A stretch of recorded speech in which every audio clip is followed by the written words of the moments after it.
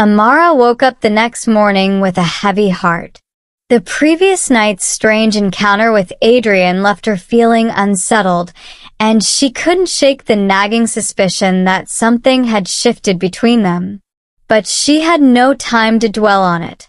The demands of the mansion awaited, and she was determined to prove that she could handle whatever Adrian threw at her. She hurried through her morning tasks, the echo of Adrian's harsh words from their previous encounters still fresh in her mind. Despite his fleeting moment of what almost seemed like kindness, she knew better than to expect any genuine warmth from him. He was a man who thrived on power and control, and she was just another cog in the machine that was his life. As the day progressed, Amara found herself under an even more intense scrutiny than before. Adrian seemed to be everywhere, his icy gaze following her as she moved through the mansion. It was as though he was looking for any excuse to criticize her, to reassert the dominance that she had briefly seen slip the night before. By midday, the tension was unbearable. Amara was in the middle of polishing the silverware in the grand dining room when she felt a shadow fall over her. She looked up to see Adrian standing in the doorway, his arms crossed and his expression as cold as ever. "You're slower than the last housekeeper," he said, his tone dripping with disdain. "Is this the best you can do?" Amara bit her lip, forcing herself to stay calm. "I'm doing my best, sir," she replied, keeping her voice even. She refused to rise to his bait. "Your best isn't good enough," he snapped, stepping closer. "I expect perfection. If you can't deliver that, you're useless to me." The harshness of his words stung, but Amara refused to let him see how much they affected her. "I'll work faster," she said quietly, focusing on the task at hand. Adrian watched her for a moment, his eyes narrowing. "See that you do," he said coldly. "I won't tolerate mediocrity." He turned to leave, but before he reached the door, he paused and looked back at her. "And one more thing," he added, his voice low and menacing. "You're here to work, not to play games. I don't know what you think you're doing, but whatever it is, it stops now." Amara looked up, confusion flickering across her face. "I don't understand, sir." "Don't play innocent with me," Adrian snapped, his eyes flashing with anger. "You think I don't see what you're trying to do? You're not the first woman who's tried to worm her way into my life." The accusation hit her like a punch to the gut. "Sir, I assure you, I'm only here to do my job," she said, her voice trembling slightly despite her best efforts to remain composed. Adrian's expression hardened. "You can drop the act, Miss Davis. I know your type. Women like you see a man with power and money, and you think you can manipulate your way into his favor. But let me make one thing perfectly clear. You mean nothing to me. You're a servant in my house, and that's all you'll ever be." Amara's heart sank as the full weight of his words hit her. He thought she was trying to seduce him, to take advantage of him like the countless women who had come before her. It was humiliating, infuriating, and deeply hurtful all at once. But more than anything, it was unjust. "That's not true," she said, her voice firmer now. "I have no interest in your money or your power, Mr. Blackwood. I'm here to pay off my family's debt. Nothing more." "Then act like it," Adrian hissed, stepping even closer, so close she could feel the heat of his anger radiating off him. "Do your job, keep your head down, and stay out of my way. If I so much as suspect that you're trying to pull any tricks, you'll be out of here so fast your head will spin. Do I make myself clear?" "Yes, sir," Amara whispered, her throat tight with emotion. Good. He spat before turning on his heel and leaving the room, the door slamming shut behind him. As soon as he was gone, Amara let out a shaky breath, her hands trembling. She had never felt so small, so utterly powerless. The way he had spoken to her, the accusations he had thrown at her, it was as if he had torn her down to nothing with just a few cruel words. She wanted to scream, to cry, to fight back against the unfairness of it all, but she knew that would only make things worse. Adrian Blackwood was a man who thrived on control, and she had just learned the hard way what happened when someone threatened that control, even unintentionally.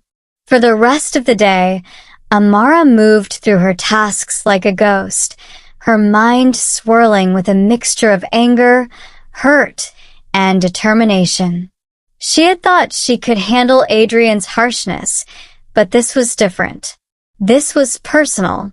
He had attacked her character, accused her of things she would never even dream of doing, and all because he couldn't stand the idea of someone getting too close.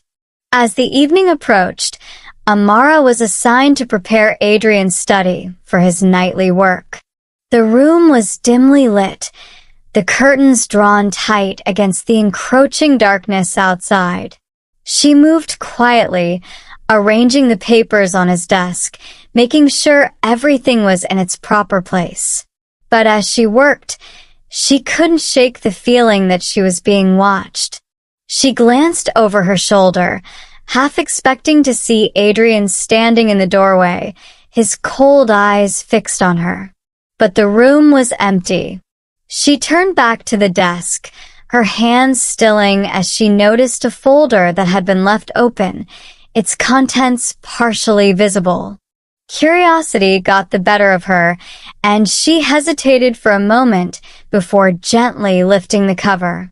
What she saw made her blood run cold. Inside the folder were documents, bank statements, legal papers, and what looked like contracts. But it was the name on the topmost sheet that caught her attention. Davis. Her family name. Amara's heart raced as she scanned the documents, her eyes widening as she realized what they were. These were records of the debt her family owed, but there was something else. Correspondence between her father and a lawyer, negotiations that had taken place without her knowledge. And then there was a letter signed by Adrian Blackwood himself, detailing the terms of the agreement that had brought her here. She felt sick. Her family's debt had been sold to Adrian. He owned her family's future, and by extension, he owned her. The realization hit her like a ton of bricks. She was nothing more than a pawn in a game she hadn't even known she was playing. Suddenly, the door to the study creaked open, and Amara jumped, quickly closing the folder and placing it back on the desk. She turned to see Adrian standing in the doorway, his expression unreadable. "What are you doing?" he asked, his voice deceptively calm. Amara's mind raced, trying to come up with an excuse, but she knew it was useless. She had been caught. "I was just arranging your desk, sir," she said, her voice trembling slightly. Adrian's eyes narrowed as he stepped into the room, his gaze flicking to the folder she had hastily closed. "You were snooping," he accused, his voice hardening. "No, Don't lie to me," he snapped, his sudden outburst making her flinch. "You think you can come into my house, dig through my things, and get away with it?" Amara shook her head, tears pricking at the corners of her eyes. "I wasn't snooping, I swear. I saw my name and I didn't know." "You didn't know what?" Adrian demanded, his voice dripping with sarcasm. "That I own your family? That I hold your entire future in my hands?" His words cut through her like a knife. "Why didn't you tell me?" she whispered, her voice cracking with emotion. "Why would I?" Adrian replied coldly. You're nothing but a means to an end, Miss Davis. Your family's debt is just another asset in my portfolio. Whether you know the details or not is irrelevant. Amara's heart shattered at his words. She had known he was ruthless, but hearing him admit so callously that she was nothing more than a tool to him, it was too much. You don't have to be so cruel, she said, her voice barely above a whisper. Adrian's eyes flashed with something she couldn't quite place. Anger, maybe, or was it guilt? But whatever it was gone as quickly as it had appeared, replaced by the cold, hard exterior she had come to know. Cruel, he repeated, his tone mocking. You think this is cruel? This is business, Miss Davis. And in business, there's no room for sentimentality. You should be grateful I'm allowing you to work off your family's debt at all. I could have just as easily thrown you all out on the street. Amara felt the tears welling up in her eyes, but she refused to let them fall. She wouldn't give him the satisfaction. I understand, she said, her voice hollow. I'll finish my work and stay out of your way.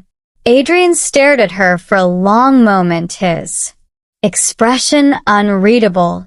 Then, without another word, he turned and left the room, leaving Amara standing there, her heart shattered into 1,000 pieces. As the door clicked shut behind him, Amara sank to the floor, her body trembling with the force of the emotions she had been holding back. She had never felt so alone, so utterly defeated. But as she sat there in the darkness, a new resolve began to form within her. She might be powerless against Adrian Blackwood, but she wasn't going to let him break her. Not yet. Not ever. But little did she know, Adrian stood just outside the door, his hand hovering over the doorknob once more, torn between the desire to walk away and the strange, unwelcome urge to go back in and apologize. Amara barely slept that night. Her mind kept replaying the cruel words Adrian had thrown at her. His arrogance, his cold indifference, it all stung so deeply. It wasn't just that he treated her like she was nothing more than a tool to be used.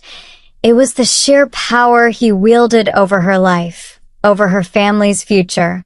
Every time she thought about the documents she had seen, about the weight of her family's debt resting in his hands, her stomach churned. Morning came too quickly. Despite the exhaustion clinging to her bones, she forced herself out of bed and into the kitchen, ready to start her duties for the day. She couldn't afford to falter now. If she gave him even the slightest reason, Adrian would throw her out, and then her family would be left with nothing. As she moved about the kitchen, preparing breakfast, the house was eerily quiet.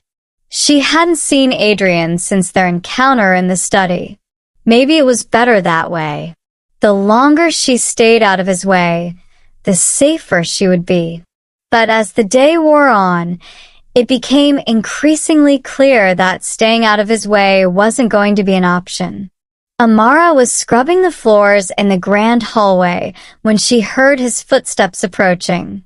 She didn't dare look up, but she could feel the weight of his presence as he stopped beside her, looming over her like a storm cloud ready to break. Miss Davis, Adrian said, his voice cold and controlled. She froze for a moment, then slowly sat back on her heels and turned to face him.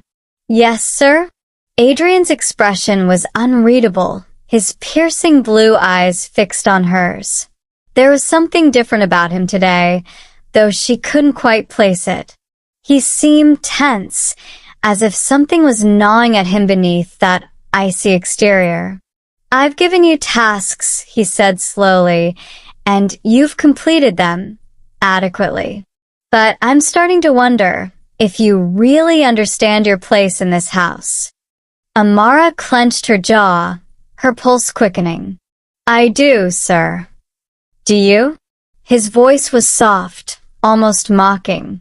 Because from where I stand, it seems like you're forgetting who holds all the cards here. Her hands clenched into fists, though she kept them hidden behind her back. I haven't forgotten. Adrian stepped closer, his presence overwhelming. She could feel the heat radiating from him, but there was nothing comforting about it.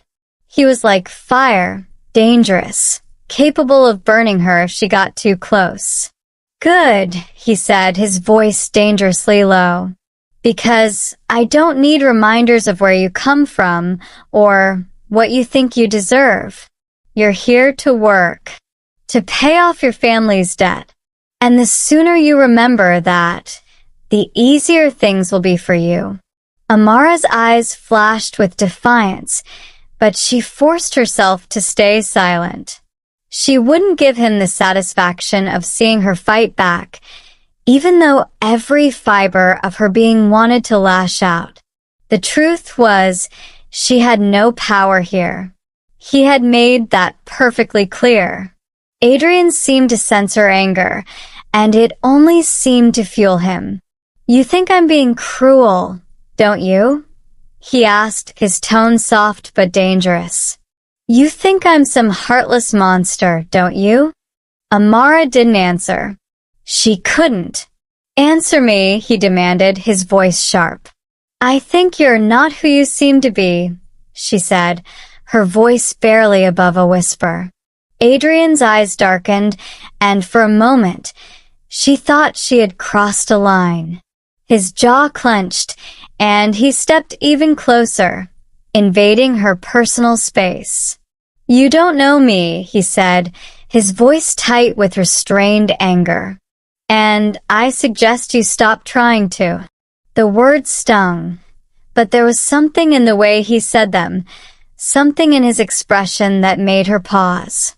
For a split second, she saw something behind the coldness in his eyes, something raw, something painful. But then it was gone, and Adrian turned on his heel, walking away without another word, leaving Amara to wonder what had just happened. The day continued in a blur of tension. Adrian's words echoed in her mind as she moved from one task to another, her thoughts swirling with confusion.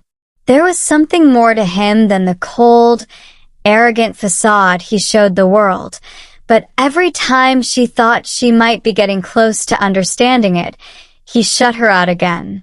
Later that evening, as she was cleaning one of the smaller sitting rooms, Joseph, the butler, appeared at the doorway. Miss Davis, he said, his voice as formal as ever. Mr. Blackwood would like to see you in his office. Amara's heart sank. Had she done something wrong? Was he going to fire her after all? She wiped her hands on her apron and nodded, following Joseph through the winding hallways of the mansion. Her mind raced with possibilities, none of them good. When they reached Adrian's office, Joseph knocked once before opening the door and motioning for her to enter. Adrian was seated behind his massive mahogany desk, papers spread out in front of him, but his attention was focused entirely on her as she stepped inside. Close the door, Joseph, Adrian said without looking up. The butler nodded and left the room, leaving Amara alone with him.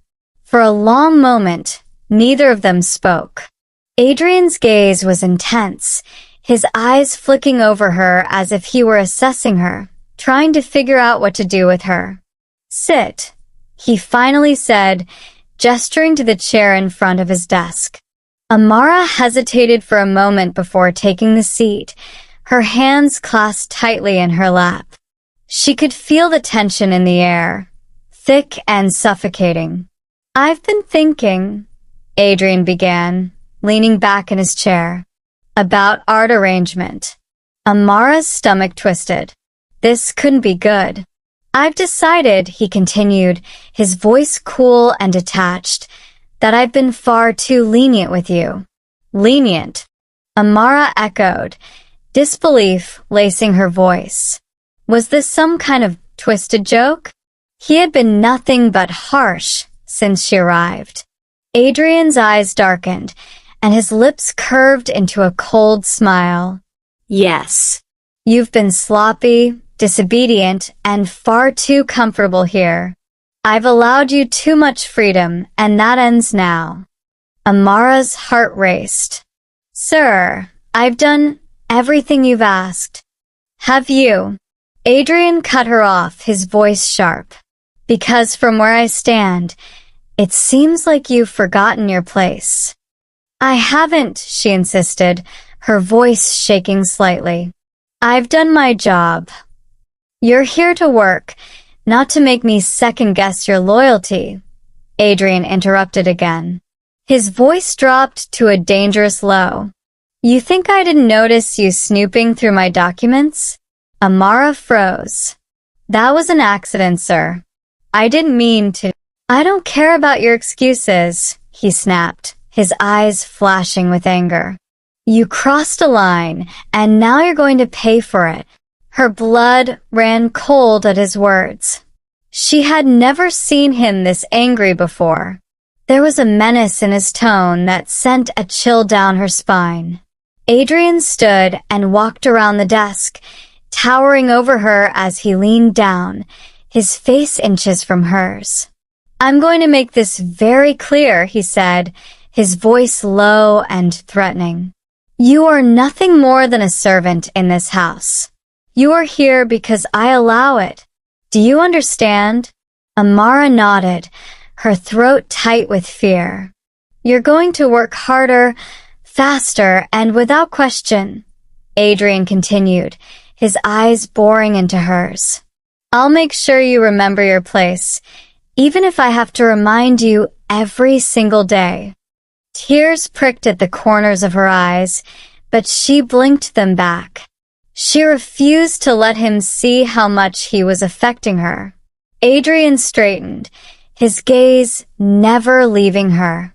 Get out of my office, he ordered coldly. And don't forget, you belong to me now.